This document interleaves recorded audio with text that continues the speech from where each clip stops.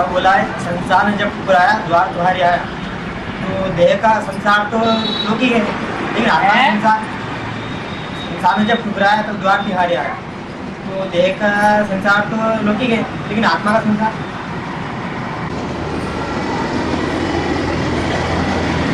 संसार कहते हैं संसार,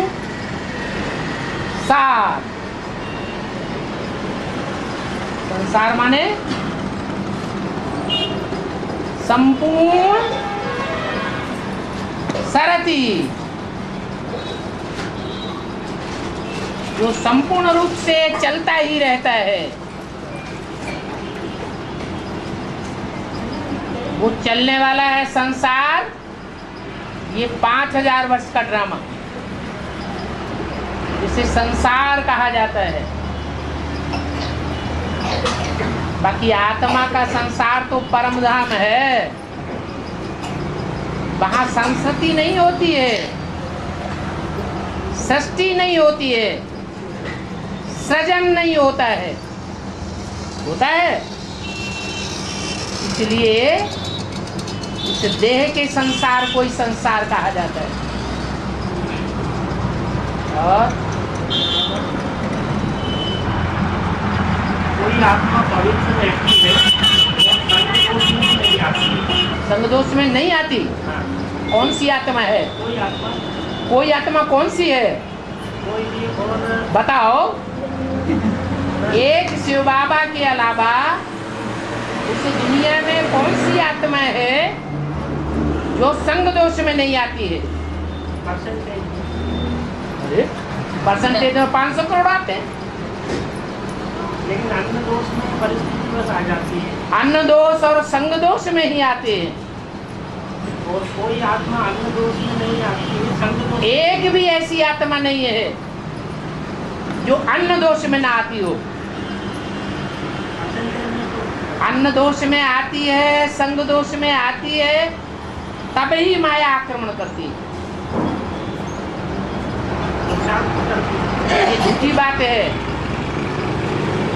कि शिव बाबा के अलावा कोई और भी आत्मा है जो संग दोष और अन्न दोष में नहीं आती है। शायद आप ही होंगे, आपको अनुभव होता है। बाकी किसी को अनुभव होता हो तो हाथ उठाए।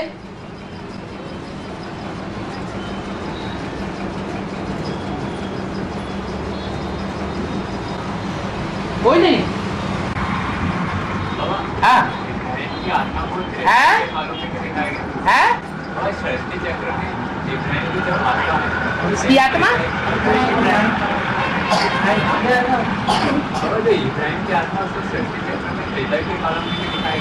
त्रेता युग में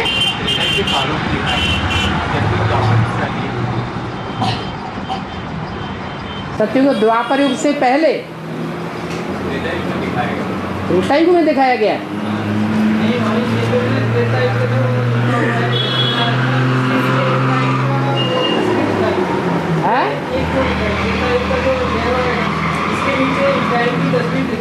हाँ, द्वापर से शुरू होगा तभी त्रेता, त्रेता का अंत होगा तभी तो द्वापर शुरू होगा। इसलिए त्रेता के अंत में देखा है वो ऐसा लग रहा है कि त्रेता के अंत में आपको लग रहा है, लेकिन यही लगे ना कि त्रेता का अंत हुआ और द्वापर की शुरुआत हुई। तो चित्र बनाया है,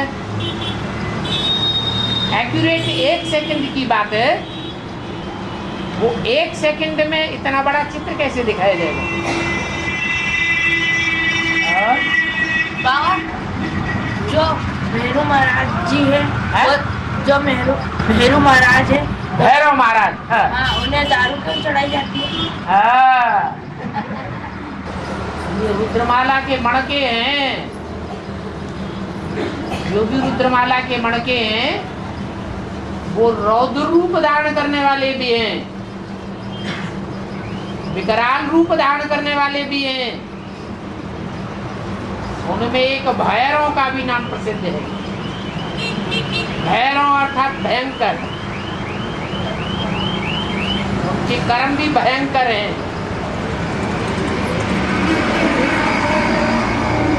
वो भयंकर कर्म करने के लिए उनका खान पान सब भयंकर हो जाता है। और बाबा की याद से वो कंट्रोल भी करते हैं। जैसे बाबा कहते हैं मिलिट्री वालों को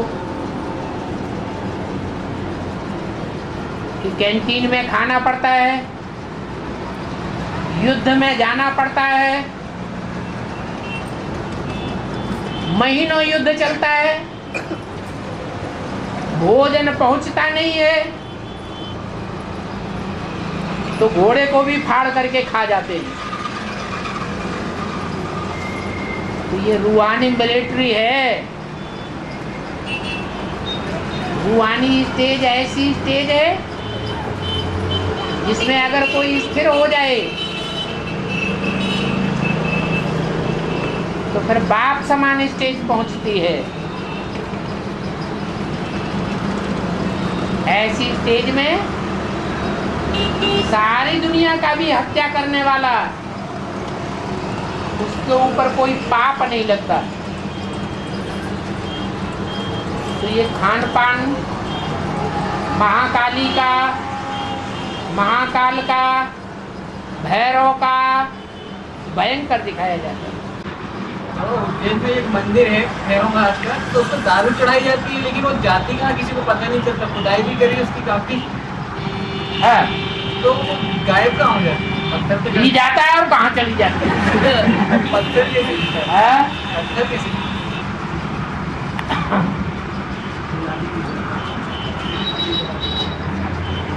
और और गौरव ने बताया कि तलवार 4-5 रुपए की होती है और एक तलवार 5 से 1000 की होती है?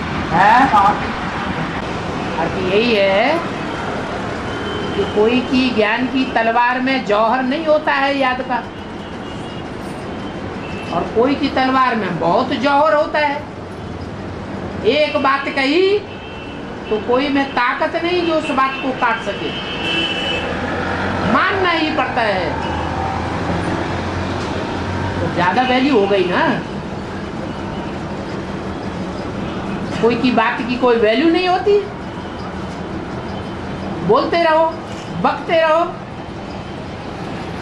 जैसे आजकल अखबार है,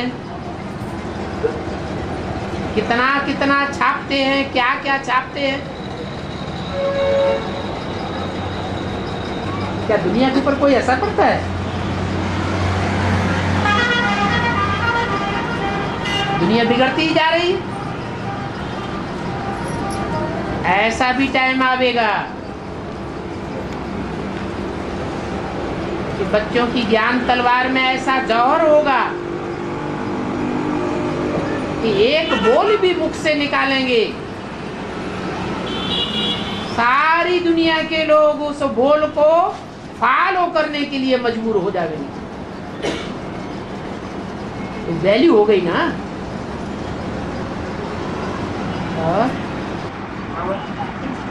आप बच्चों को सब कुछ दे देते हैं, बिल्कुल नहीं रखते साक्षात्कार की चाबी दे देते हैं। चाबी की तो बात करेंगे, साक्षात्कार की चाबी क्या है? साक्षात्कार की चाबी है भक्तों को खुशी में लाने की चाबी। उसको कहाँ रखते हैं?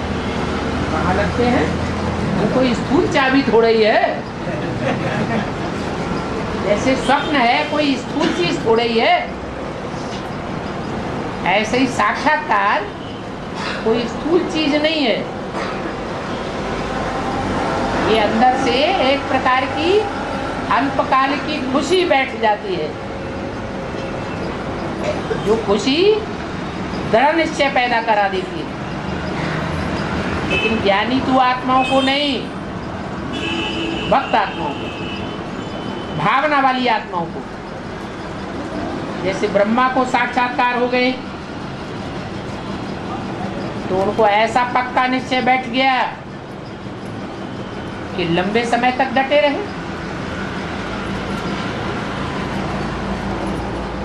और बाबा किस आधार पर, मतलब किस आधार पर लास्ट तो फर्स्ट आत्माएं जाएगी?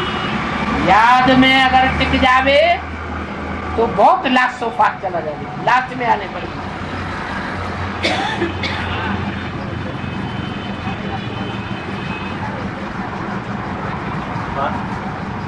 कल्प के अंत में पुरुषार्थ की आत्मा है। कल्प के अंत में पुरुषार्थ की आत्मा कल्प में से कल्प के आदि में आदि मानव उत्पत्ति के लिए क्या?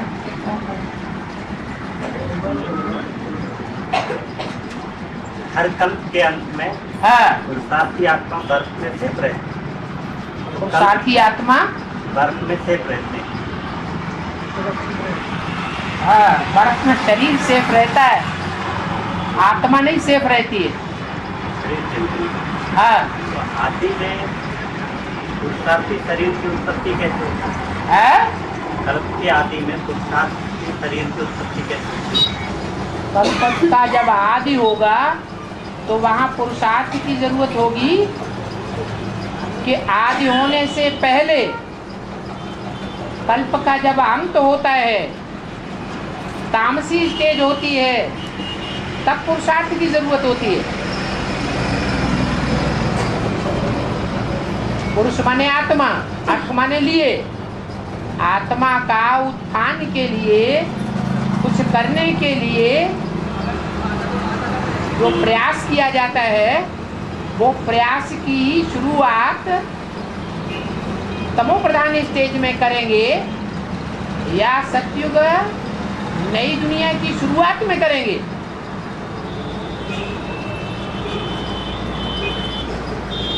नई दुनिया की शुरुआत होगी तो 100% 16 कला संपूर्ण स्टेज होगी, वहां पुरुषार्थ की दरकार है ही नहीं।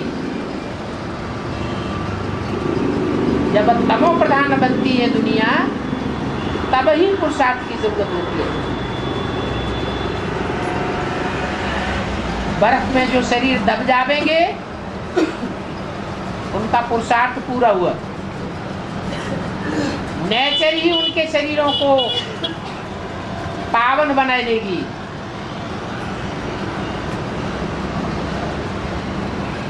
आत्मा को पावन बनाने के लिए ज्ञान चाहिए, शरीरों को पावन बनाने के लिए जाम जल चाहिए, बर्फ चाहिए।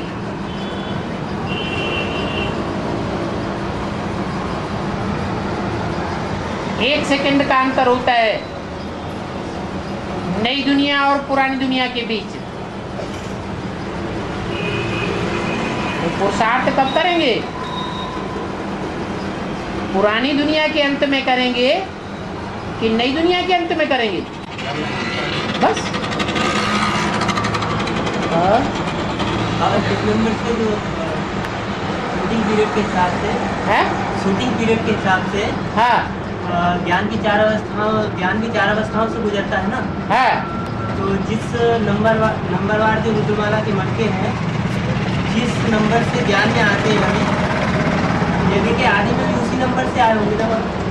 हाँ, उसी नंबर से जो आत्मा सारी की सारी, जैसे 1 करोड़ आत्माओं को संदेश मिला है 1 करोड़ आत्माओं को रावण में संदेश भी मिला था ना आदि में।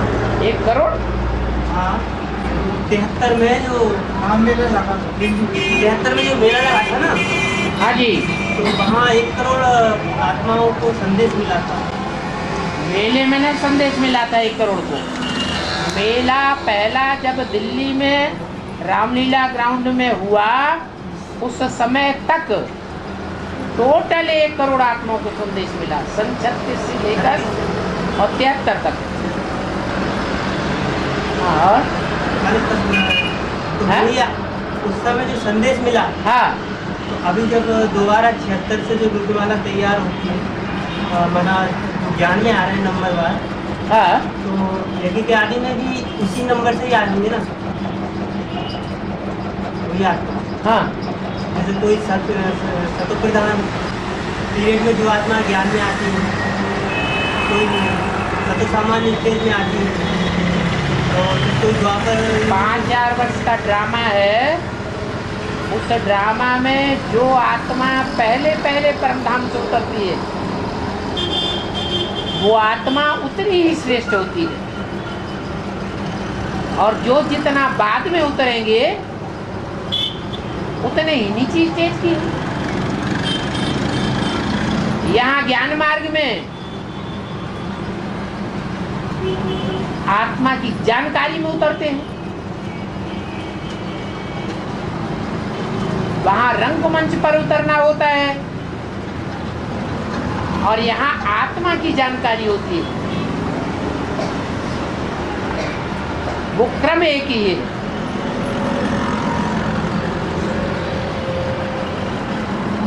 हीरो हीरोइन वाली आत्माएं होंगी तो वो पहले पहले ज्ञान में उतरेंगी,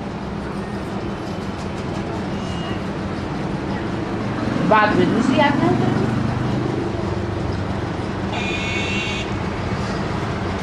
और बाबा, कृष्ण जी इतना माखन क्यों खाते? कृष्ण जी इतना माखन क्यों खाते? कृष्ण जी माखन क्यों खाते? हाँ, मोटे ताजे चकाचक बनने के लिए खाते हैं। हैं? मक्खन सबको ही पचा पाएगा क्या? मक्खन वही पचा पाएगा जिसका बुद्धरूपी पेट बहुत मजबूत हो, नहीं तो दस्त हो जाएंगे। तो बुद्धि को सालिम बनाने के लिए माताएं कृष्ण के मुंह में मक्खन देती हैं। माताएं कृष्ण बच्चे से बहुत प्यार करती है ना, तो उसको बहुत मक्खन खिलाती है। और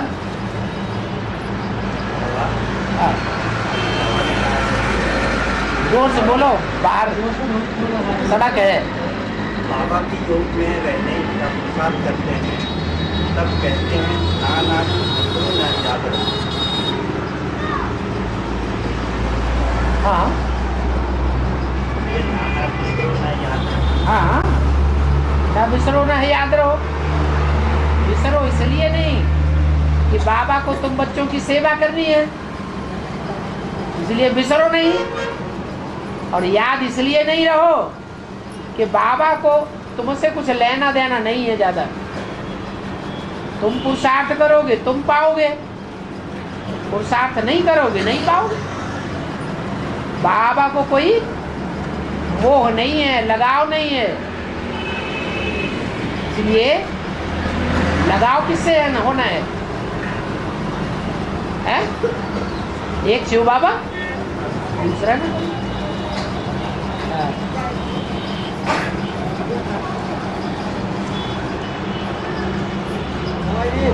हमारा सूर्यवंशी जो आत्माएं हैं,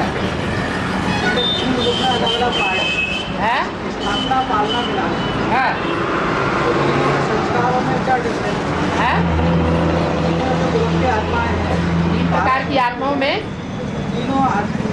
तीन जो गुरु के स्थापना पालना मिलाना, हाँ 4 आत्माओं संस्कारों में क्या डिफरेंस? हाँ, यही अंतर है। जो स्थापना वाले या आत्माएं हैं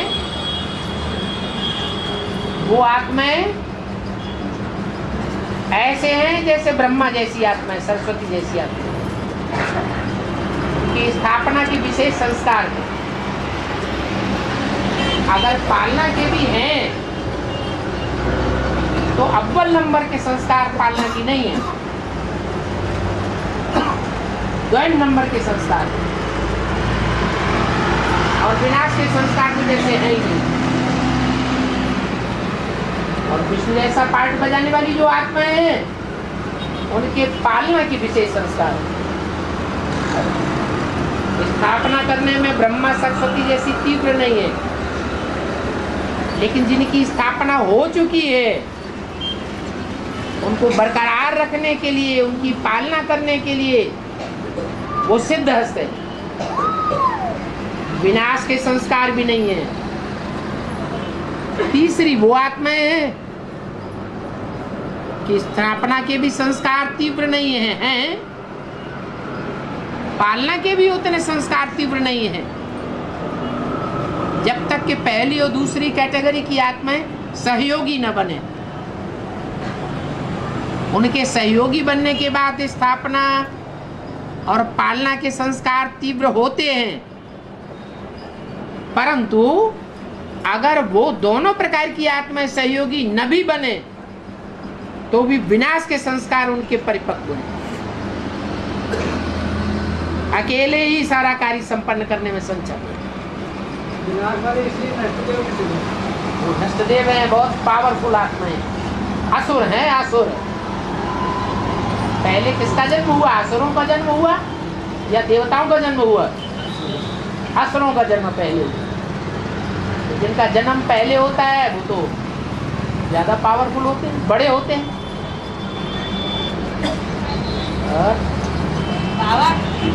बाबा अमरकंटक जो पहाड़ है, तो वहाँ से नर्मदा नदी निकली है। अमरकंटक पहाड़ से नर्मदा नदी निकली है। हाँ जी। तो कहा जाता है ज्ञान गंगा जो है, सभी नदियाँ जो है माताओं के नाम से है, लेकिन नर्मदा जो है नर और मादा है। इसका क्या तात्पर्य है? इसका तात्पर्य है वो रुद्रमाला से ऐसा मणका है जो सब मणकों के बीच में माता के संस्कार ज्यादा धारण करने वाली है तो पुरुषत्व वाला मणका। क्योंकि रुद्रमाला के जो भी मणके हैं वो सारे पुरुष संस्कार वाले हैं, सारे ही राजा बनने वाले हैं, लेकिन आखिरी मणका होने के कारण उनमें जो पौरुष का संस्कार है, पुरुष वृत्ति का, वो भी भरा हुआ है। रुद्रमाला का मणका होने के बावजूद भी भरा हुआ है, क्योंकि 108 मणकों में पहला मणका भी परम पुरुष के नजदीक है और लास्ट मणका भी उतना ही परम पुरुष के नजदीक है जितना फर्स्ट मणका। तो पुरुषत्व के गुण उसमें होंगे या नहीं होंगे? पहले मणके को छोड़ करके बाकी और जितने भी मणके हैं उन मणकों के मुकाबले उस लास्ट मणके में पुरुषत्व के गुण ज्यादा होंगे या कम होंगे? क्यों कम होंगे? वो तो परम पुरुष के नजदीक है। कम क्यों होंगे? जब नजदीक हुआ पड़ा है तो कम होंगे या ज्यादा होंगे? ज्यादा होंगे। 107 मणकों के मुकाबले ज्यादा होंगे, इसलिए वो नर भी है और मादा भी है। उसका नाम ही है अमरकंटक। अमर न मरने वाला, और कंटक माने कांटा। ऐसा कांटा है कोई मार नहीं सकता उस कांटे को।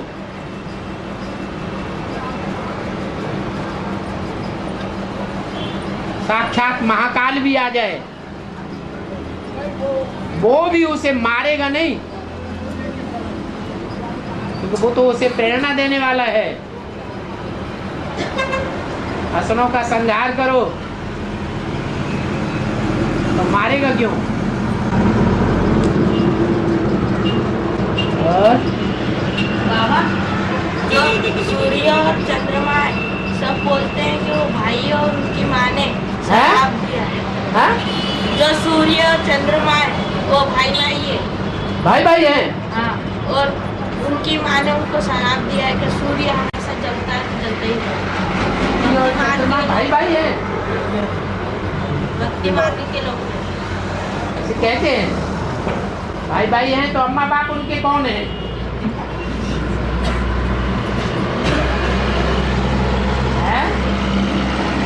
पूरी पूरी बात देखो, अधूरा अधूरा ना उठाओ, है? टीवी को अच्छी तरह से देखो, फिर उसके बाद कुछ करो।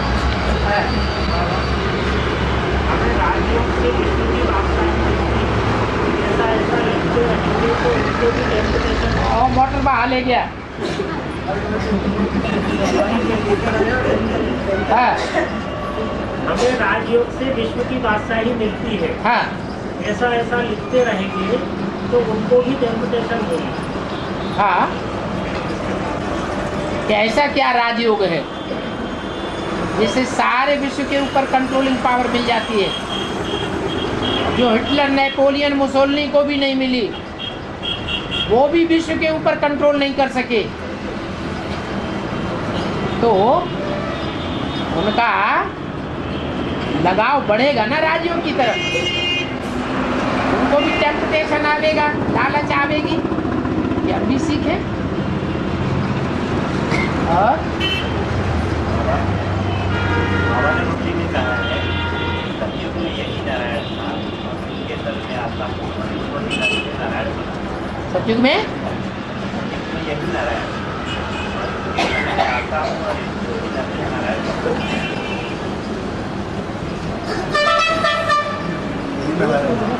है, सतयुग में यही नारायण था। सतयुग में यही नारायण, यही माने ब्रह्मा। हाँ, सतयुग में यही नारायण था, ब्रह्मा। हाँ, इनके तन में आता हूँ और इनके तन से नारायण बना। नहीं ये रंग बोल रहे हैं। मुरली की तारीख लिख करके लाओ, नहीं तो मुरली ही लाओ, फोटो स्टेट ले आओ। हाँ, सतयुग में यही नारायण था, इनके तन में आता है। इनके तन में आता हूँ। इनके तो दो हो गए, नहीं तो होना चाहिए इसके। सतयुग की बात हो रहा है। सतयुग में तो नर नारायण होते ही नहीं है। सतयुग में तो सिर्फ ब्रह्मा की सोल, कृष्ण की सोल ही नारायण बनेगी।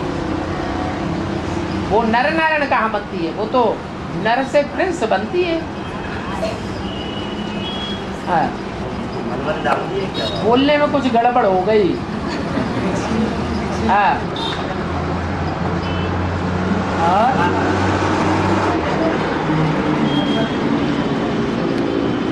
और कोई मुरली में आता है शिवाय नमः, और कोई मुरली में आता है ओम नमः शिवाय, तो इसका अलग अलग क्यों है? जो शिवाय नमः जहाँ आता है, वो शिव वास्तव में एक ही सोल है जो सब बच्चों को नमन करती है, झुकती है। झुकता वो है जिसका मान, मर्तबा, पद नीचा होता है। तो शिव बाप कोई पद, मान, मर्तबा नहीं लेते हैं, इसलिए कहते हैं शिवाय नमः। बच्चे कहते हैं शिवाय नमः, लेकिन सुप्रीम सोल को नहीं कहते हैं, इसको नमन करते हैं। उस समय वो किसी तन में आकर के प्रवेश करता है और कल्याणकारी कार्य करता है, तब उसका नाम पड़ता है शिव। परम धाम में रह के कोई कल्याणकारी कार्य नहीं होता। तो जो सिर्फ कल्याणकारी कार्य करने वाला है और ऐसा कार्य करने के कारण उसका काम के आधार पर नाम शिव पड़ा है, कोई कल्याणकारी कार्य नहीं करता। उस साकार में आए हुए निराकार को हम बच्चे शिवाय नमः कहते हैं। और जब कहा जाता है ओम नमः शिवाय, तो शिव तीन मूर्तियों के द्वारा संसार का कल्याण करता है, इसलिए ओम नमः शिवाय कहा जाता है। आ ऊ मां तीन मूर्तियां हैं जिनके साथ आता है और अलग अलग कार्य कराता है।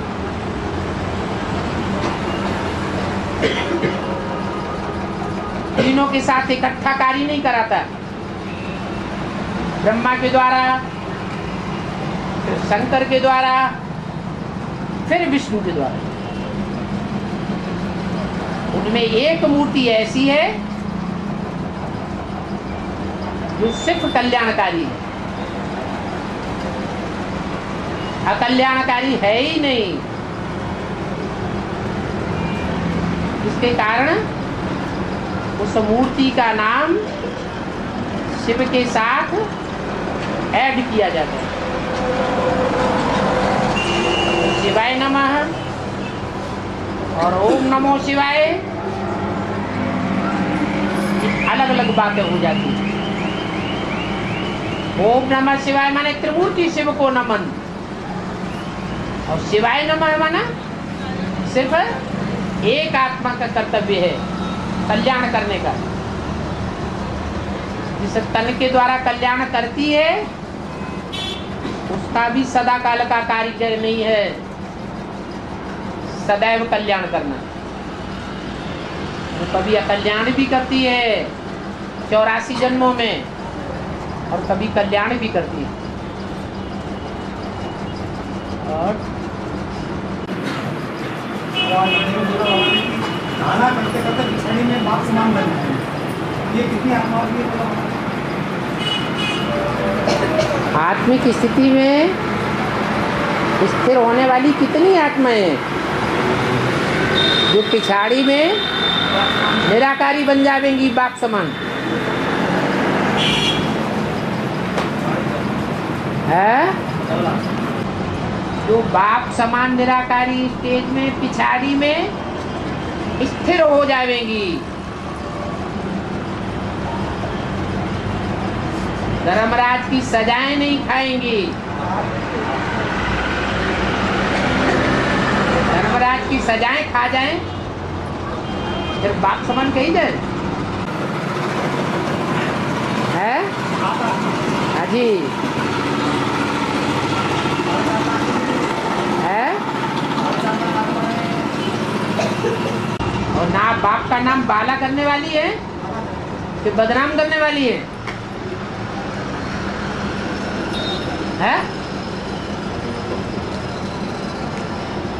वो बाप का नाम बाला करने वाली है कि बाप का नाम बदनाम करने वाली है?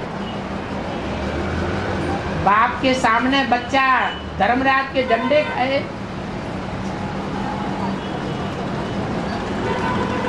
कोई कोर्ट में जाकर के उसको सजा सुनाई जाए तो बाप को अच्छा लगेगा है कि विश्व के मालिक का बालक और ऐसे कर्म करता है जो सजा खा रहा है, वो बाप समान कर्तव्य हुआ कहेंगे? है नहीं कहेंगे। जो ओम नमः शिवाय का जाप करते हैं और कृष्णाय गोविंदाय नमो नमः, तो क्या फायदा पाप करते हैं? पाप करते हैं वहाँ नहीं होता है क्या ऐसा? जो ज्ञान में नहीं है, जो भक्ति मार्ग वाले जाप करते हैं। वो आप पूछ रहे हैं उनके पाप करते हैं क्या? माने आप भी ऐसा कर रहे हैं, शायद कर रहे होंगे, तो क्यों पूछ रहे हैं?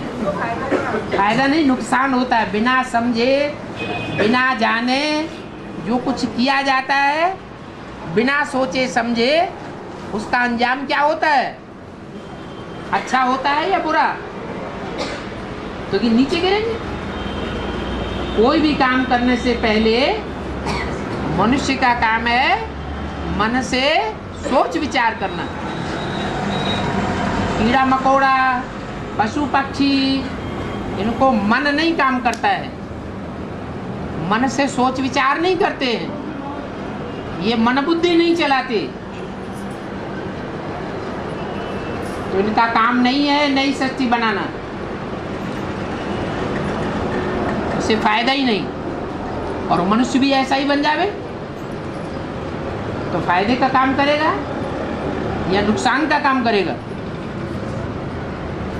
नुकसान ही होगा। होता गया 2500 साल क्या हुआ? नीचे ही गिरना हुआ।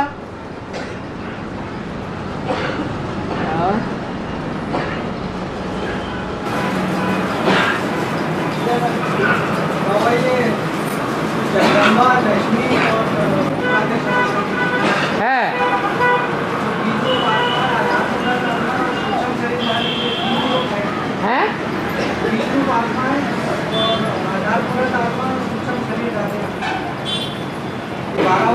जो आधार मूर्त हैं आधार मूर्तों में दो प्रकार के हैं, एक बीज में भी हैं और आधार भी हैं। और जो 12 विष्णु आत्मा अभी जैसा हाँ जो 12 आधार हाँ जी 12 सूक्ष्म शरीरधारी हाँ, तीन आत्माओं को तीन आत्मा कहने नहीं तो जो 12 बीज रूप आत्मा है वो तो रुद्रमाला की हो गई, सूर्यवंशी। और चंद्रवंशी आत्मा, चंद्रवंश में से जो 12 हैं, जो ब्रह्मा जैसी आत्माएं हैं, प्रवेश करने वाली आत्माएं हैं, सूक्ष्म शरीरधारी आत्माएं हैं, वो सूक्ष्म में आधार हैं। हाँ, ये पहला ग्रुप पहले तैयार होगा, उसके बाद बाकी के 11 जो है 33 आत्मा बाद में वो फॉलोअर्स 33 हाँ 11 दिए 33 जो आत्माएं हैं 12 के तीनों के ग्रुप हो गए।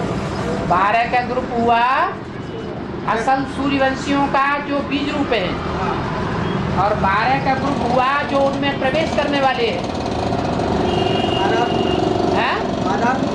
हाँ, जो प्रवेश करने वाले हैं वो आधारभूत होते हुए भी सूक्ष्म शरीरधारी है, सूक्ष्म में आधारभूत है।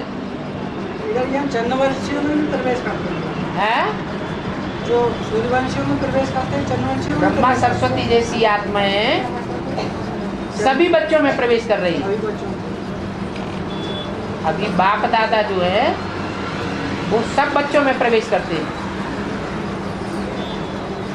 हाँ, तो पहले ग्रुप के संस्कार मिलेंगे, उसके बाद ही मतलब ये बाकी की जो मैं केवल इनकी बात कर रहा हूँ, जगदम्बा, लक्ष्मी और सरस्वती।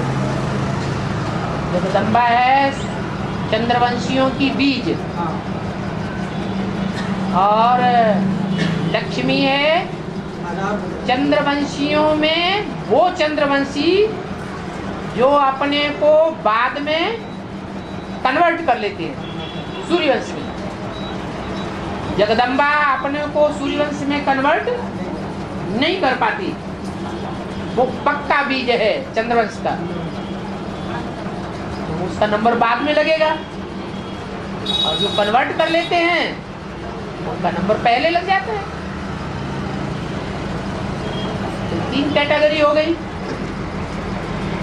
एक है ऑटोमेटिक है सूर्यवंशी, कन्वर्ट होने के लिए ज्यादा मेहनत होने की बात नहीं है, बाप का ज्ञान मिला और बस पक्के हो गए, चल पड़े। इनको सेमी सूर्यवंशी कहा जाएगा, इनको जो कन्वर्ट जो कन्वर्ट होने वाले हैं वो चंद्रवंशी तो हुए ना, तभी तो उनको कन्वर्ट होने की बात है। अगर पहले से ही सूर्यवंशी हो तो कन्वर्ट होने की बात ही नहीं है।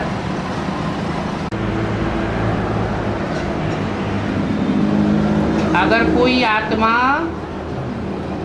काम विकार में गिरकर बाप के सन्मुख बड़े ही गर्व से बैठती है तो उस पर कोई बोझा नहीं चढ़ता है क्या?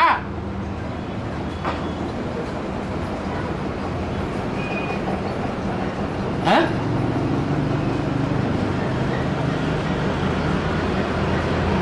अरे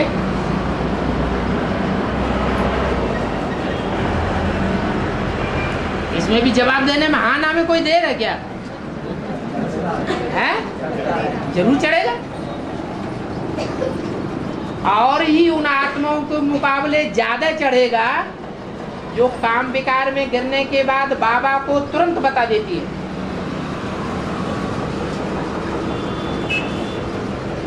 उनके मुकाबले ज्यादा बोझा चढ़ेगा या कम चढ़ेगा?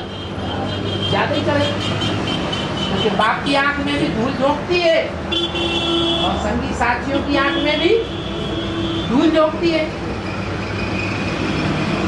ऐसे हो जाते हैं जैसे सागर मंथन में देवताओं को अमृत पिलाया गया और बीच में कौन घुसकर बैठ गए?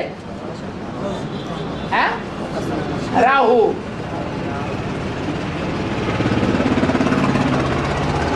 असुर साबित हो जाएंगे,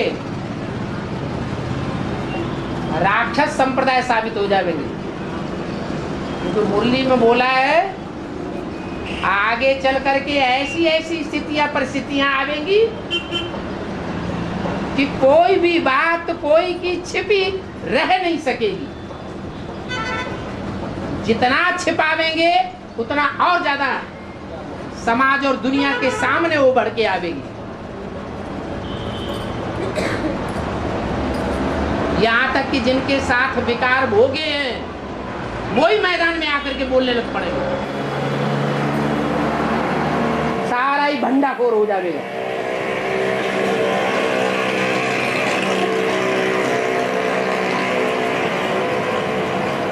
चेहरे अभी तैयार हो रहे हैं।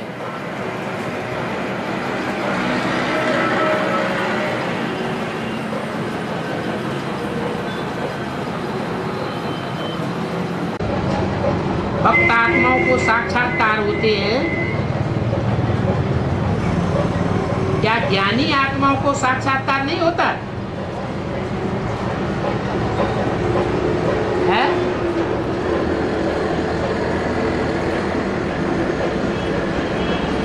ज्ञानी आत्मा माना रुद्रमाला के मणके, और भक्त आत्मा माना विजयमाला के मणके अथवा भक्तमाला में आने वाले।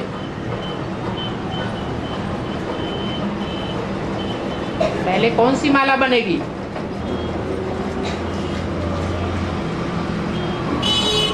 एक है रुद्रमाला, दूसरी है विजयमाला,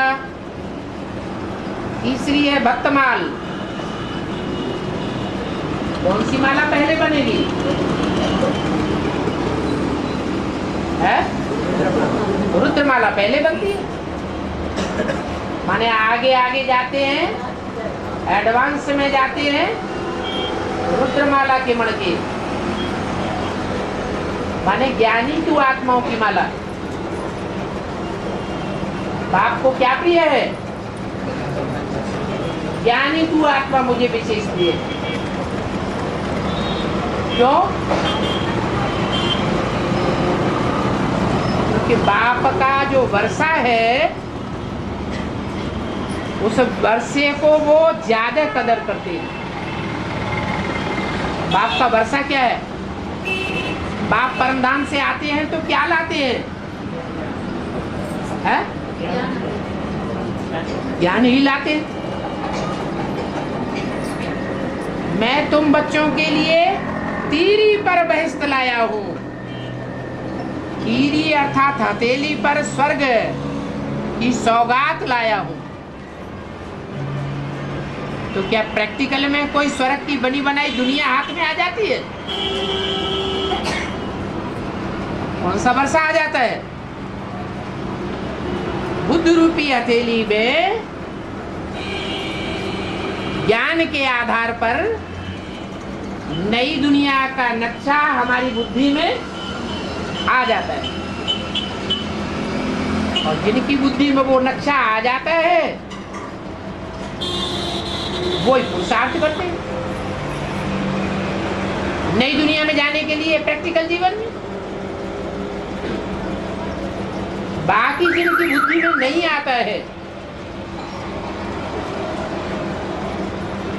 लेकिन जन्म जन्मांतर की पवित्र आत्माएं हैं,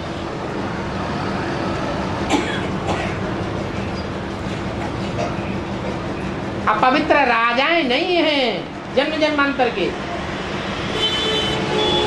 लेकिन जन्म जन्मांतर की भारत की रानियां हैं जिन्होंने पवित्रता को बहुत मान दिया है। वो ज्ञान में बल तीखी न हो लेकिन बुद्धि से पवित्र हैं। इसलिए ऐसी आत्माओं को बाप साक्षात्कार कराते रहते हैं। जब जब अवस्था खराब होती है उनको साक्षात्कार हो जाता है और खुशी में रमण करती रहती है। जो खुशी संगम युग की विशेष प्राप्ति है। वो खुशी की प्राप्ति ज्ञान के आधार पर भी होती है और साक्षात्कार के आधार पर भी होती है। इसलिए बोला कि जो साक्षात्कार करने वाली आत्माएं हैं वो पवित्र आत्माएं होने के कारण भला अंत में आती हैं ज्ञान में, एडवांस में, फिर भी लास्ट शो क्या होता है अंजाम? फास्ट चली जाती है। ये वो भी कोई कम बात नहीं है।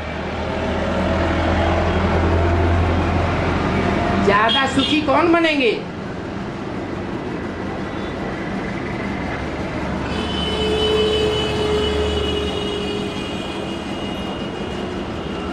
जो देह से सुख भोगे जाते हैं वो सुखों की प्राप्ति करने वाली आत्माएं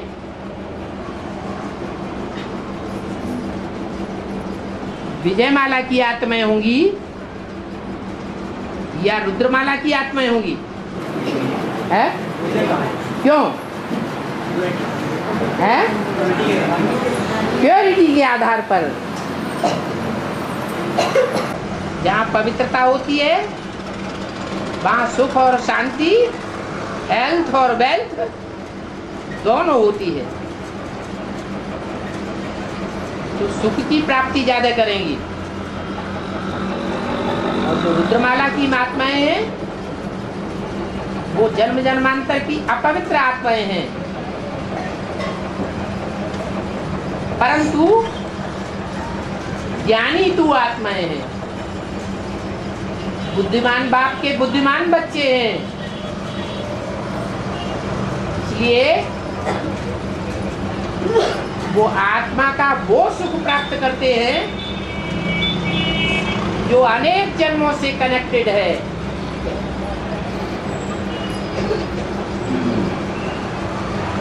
कोई आत्मा जन्म लेकर के ऐसे अच्छे कार्य करती है समाज के लिए, देश के लिए, परिवार के लिए, कि जन्म जन्मांतर के लिए उनका नाम बाला हो जाता है। हिस्ट्री में नाम बाला हो जाता है। तो उसे आत्मा का सुख कहेंगे या देह का सुख कहेंगे? है? आत्मा का सुख है।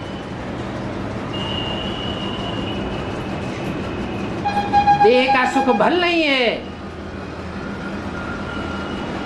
लेकिन अनेक जन्मों के लिए आत्मा संतुष्ट हो जाती है।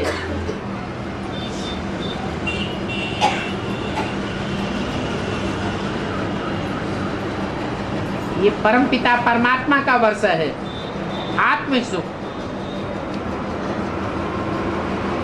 और जो विष्णुमाला है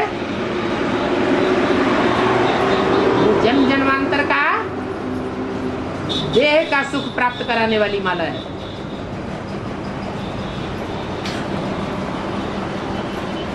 देह की प्राप्ति के आधार पर दुखी नहीं होंगे, सुखी ही सुख प्राप्त करते रहेंगे। जो राजाएं बनने वाली आत्माएं हैं वो तो द्वापर कलयुग में कितने युद्ध के संस्कारों से पसार होती रहती है।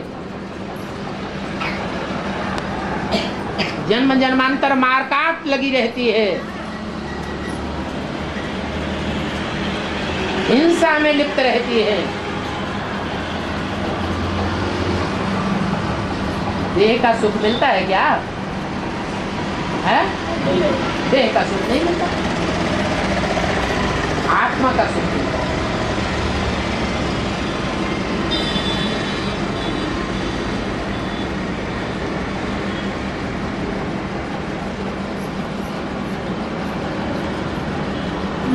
प्रश्न था, भक्त आत्माओं को साक्षात्कार होते हैं या ज्ञानी आत्माओं को साक्षात्कार नहीं होते? ज्ञानी आत्माओं को बुद्धि का साक्षात्कार होता है और भक्त आत्माओं को ऐसे स्वप्न होता है। ऐसे स्वप्न की बात अल्पकाल की खुशी का साक्षात्कार होता है।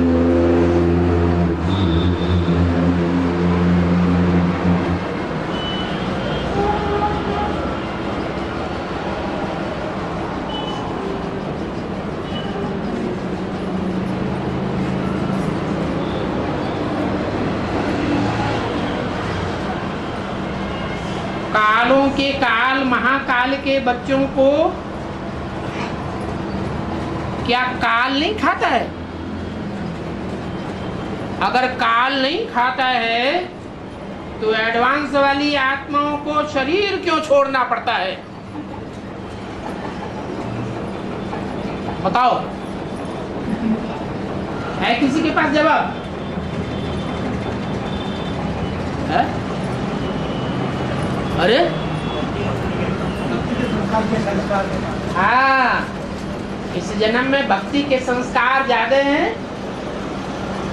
वो कोई भक्ति का संस्कार 100% चढ़ जाता है सिर पर तो शरीर छोड़ना पड़ता है। अगला जन्म लेकर के फिर एडवांस में आवेंगे। अंजाम क्या होगा? उस अगले जन्म में उनको काल नहीं खा सकता। वो महाकाल के पक्के बच्चे बन जाएंगे।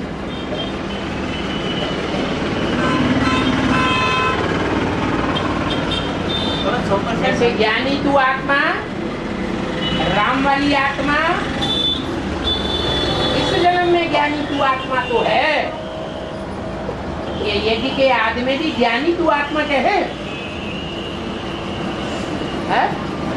नहीं कहेंगे। तो काल खाता है या नहीं खाता है? काल खा लेता है। फिर अगले जन्म में काल नहीं खा सकता। ऐसे ही और आत्मा भक्ति के संस्कार को है, ज्ञान में चलते चलते भक्ति के संस्कार है, लेकिन 100% हुआ, ये कैसे कहेंगे? कब कहेंगे? 100% कैसे कहेंगे? हाँ, मतलब 100% से जो पहुँच गए भक्ति के संस्कार कोई भी, हाँ, कब कहेंगे? हाँ, पता कैसे चलेगा? जैसे ब्रह्मा बाबा हैं, ब्रह्मा बाबा में मोह के संस्कार थे या नहीं थे? है? लेकिन वो मोह के संस्कार इतने बढ़ गए कि बच्चे ने उनकी जान ले ली। तो भी गांधी जी के मुख से क्या निकला? इसका कल्याण हो। ऐसे असुरों का कल्याण हो जाएगा? नहीं हो सकता। ये न्याय नहीं है, अन्याय है।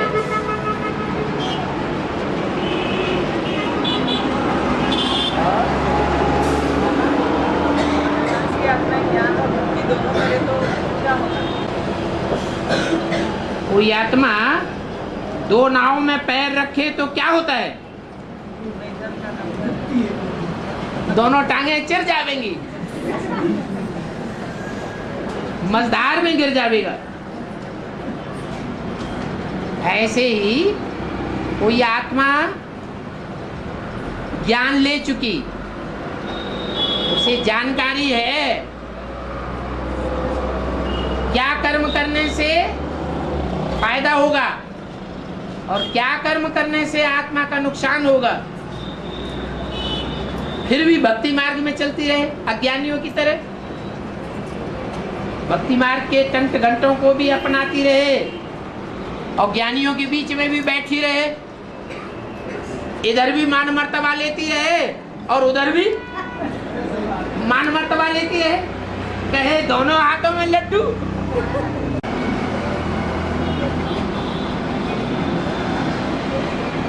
क्या लिखा है? लौकिक दुनिया में कहा जाता है कि अभी भी आला और ऊदल में से आला वाली आत्मा जिंदा है? सदा अमर कौन है?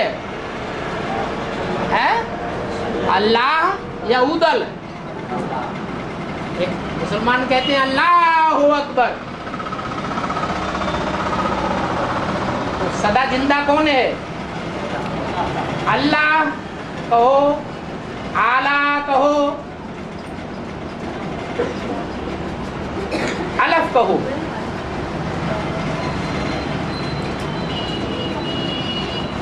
वो जिंदा है।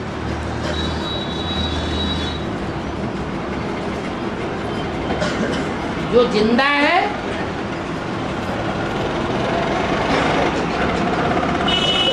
मरा नहीं है।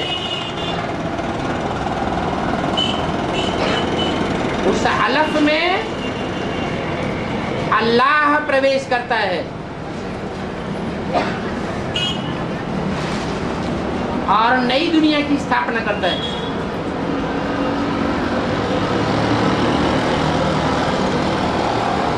क्योंकि जो पहला नंबर है वो आज में भी विष्णु रूप था और अंतिम जन्म में भी विष्णु रूप ही होता है।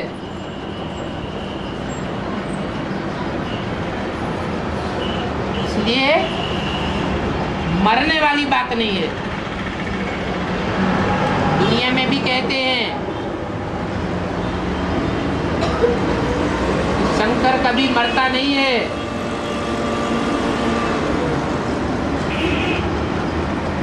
वो सदैव अमर है।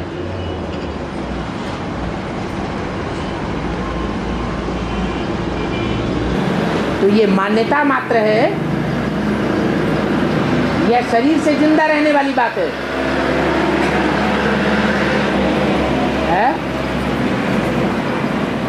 मान्यता है। मान्यता का मतलब ये हुआ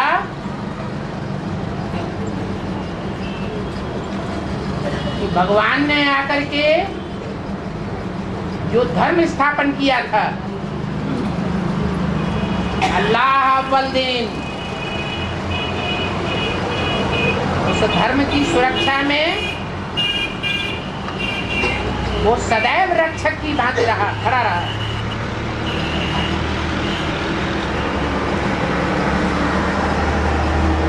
कभी समाप्त नहीं होता।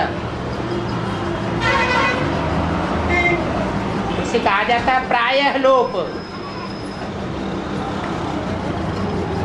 देवी देवता सनातन धर्म प्रायः लोप होता है, सर्वथा लोप नहीं होता। ऐसे ये मान्यता है। आला उदल की कथा दक्षिण भारत की है। दक्षिण भारत वालों में मन सुनाई जाती है या उत्तर भारत वालों में है? उत्तर भारत में सुनाई जाती है। तो कोई आला उदल हुए नहीं है हिस्ट्री में। कोई हिस्ट्री नहीं मिलती उनकी। जैसे पौराणिक कथाएं हैं, ऐसे ही आला उदल की भी एक लोक कथा चल रही है जो उत्तर भारत में बहुत प्रसिद्ध है। ऊंची गद्दी आला बैठे बादल 3 हाथ रह जाए। अरे वो है ही अल्लाह का पार्ट। अल्लाह माने ऊंचा, ऊंची स्टेज वाला। तो उसके मुकाबले है उदल। क्या इसका दल बल बहुत बड़ा है या छोटा है? हैं? दल बल बहुत बड़ा है, इसकी सेना बहुत बड़ी है।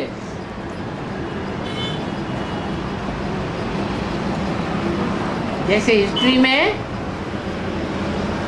आदिकाल की भारत की हिस्ट्री है, उसमें चाणक्य और चंद्रगुप्त को दिखाया है। चंद्रगुप्त दलबल के साथ है या अकेला है? दलबल के साथ है, सेना का नायक है। और चाणक्य हमेशा अपने को अकेला महसूस करता है। यज्ञ के आदि में भी बताया, एक आत्मा एक तरफ और सारी दुनिया दूसरी तरफ थी। जो आदि में हुआ वो सब अंत में भी होता है। बेसिक के आदि में भी ऐसा ही था, एडवांस के आदि में भी ऐसा ही होता है। और जब संपूर्ण प्रत्यक्षता होगी उस समय भी ऐसे ही देखने में आएगा। एक आत्मा एक तरफ और सारी दुनिया दूसरी तरफ।